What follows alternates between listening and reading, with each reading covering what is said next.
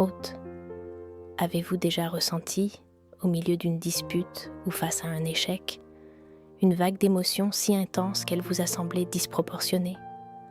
Comme si, soudain, ce n'était plus l'adulte en vous qui réagissait, mais un petit enfant effrayé, en colère ou profondément triste. Nous avons tous connu ces moments. Et si je vous disais que la clé pour apaiser ces tempêtes intérieures ne se trouve pas à l'extérieur, mais dans votre capacité à devenir pour vous-même la figure rassurante qui vous a peut-être manqué? Bonjour à toutes et à tous, et bienvenue dans ce nouvel épisode d'un moment pour soi, votre espace dédié à la douceur, à la compréhension de soi et à la guérison intérieure. Je suis ravie de vous retrouver aujourd'hui pour un plongeon profond, un deep dive thérapeutique sur un sujet qui transforme des vies, le reparenting, ou comment devenir le parent aimant et protecteur que l'on aurait voulu ou dû avoir. Installez-vous confortablement, prenez une grande inspiration. C'est parti. Hôte. Pour commencer, posons les bases. Qu'est-ce que le reparenting exactement? En français, on pourrait traduire cela par se reparenter. C'est un processus magnifique et profond qui consiste à devenir son propre parent aimant. Pour bien comprendre, il faut se tourner vers la théorie de l'attachement de John Bowlby et le concept du parent suffisamment bon du pédiatre Donald Winnicott. Idéalement, dans l'enfance, nous avons besoin d'une figure qui nous apporte sécurité, amour inconditionnel et validation. Mais aucun parent n'est parfait, et parfois, ces besoins fondamentaux n'ont pas été comblés. Le reparenting consiste alors à donner, aujourd'hui, à son enfant intérieur ce qu'il n'a pas reçu à l'époque. L'un des pionniers de cette approche est John Bradshaw.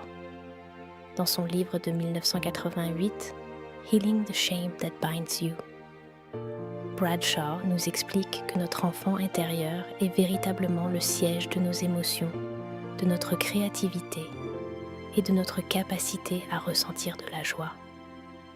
Mais quand cet enfant a été blessé ou négligé, il se fige.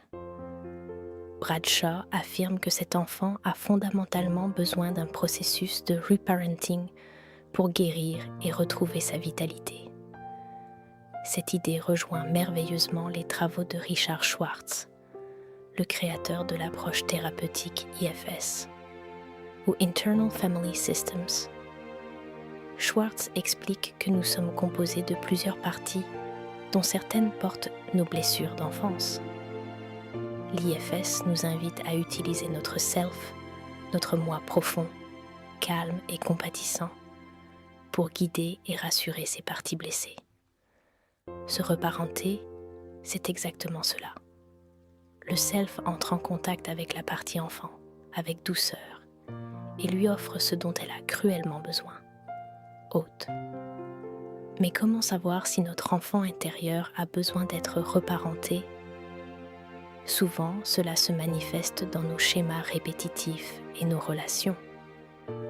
Si vous vous retrouvez constamment à chercher la validation des autres, si vous avez une peur panique de l'abandon, ou si votre critique intérieure est d'une sévérité implacable, c'est souvent votre enfant intérieur qui crie à l'aide. Ce n'est pas qu'une métaphore psychologique, c'est une réalité physiologique.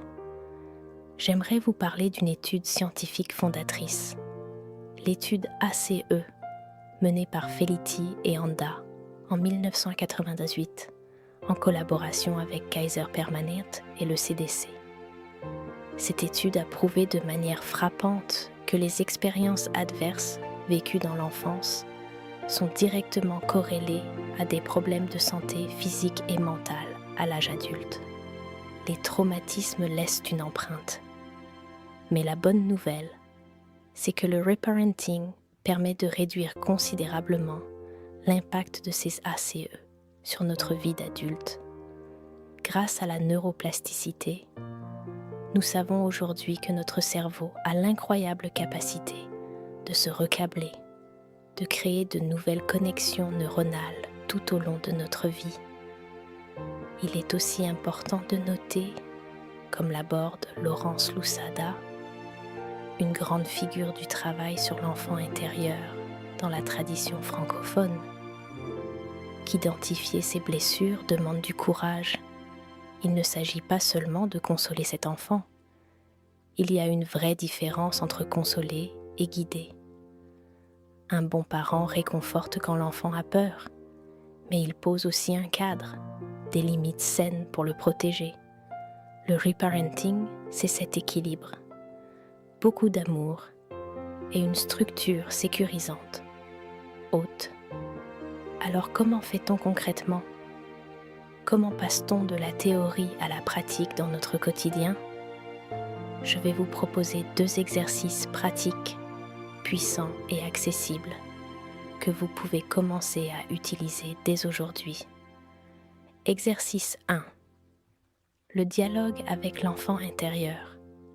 La prochaine fois que vous ressentez une émotion très forte, un sentiment de rejet ou une grande anxiété, ne fuyez pas. Isolez-vous quelques instants. Fermez les yeux et respirez profondément. Visualisez le petit garçon ou la petite fille que vous étiez à 5, 7 ou 10 ans. Observez sa posture. A-t-il l'air triste, apeuré, en colère ? Plutôt que de le juger ou de chercher à éteindre son émotion, approchez-vous de lui mentalement. Demandez-lui simplement « De quoi as-tu besoin en ce moment ?» ou « Qu'est-ce qui te fait si peur ?» Écoutez la réponse. Laissez monter l'émotion sans l'analyser. Puis, en tant qu'adulte que vous êtes aujourd'hui, votre fameux self dont parle l'IFS, répondez-lui avec tendresse. « Je suis là. Je te vois. Tu n'es plus seul face à ça. » Exercice 2. Offrir les mots qui n'ont jamais été prononcés. C'est un exercice incroyablement réparateur. Nous portons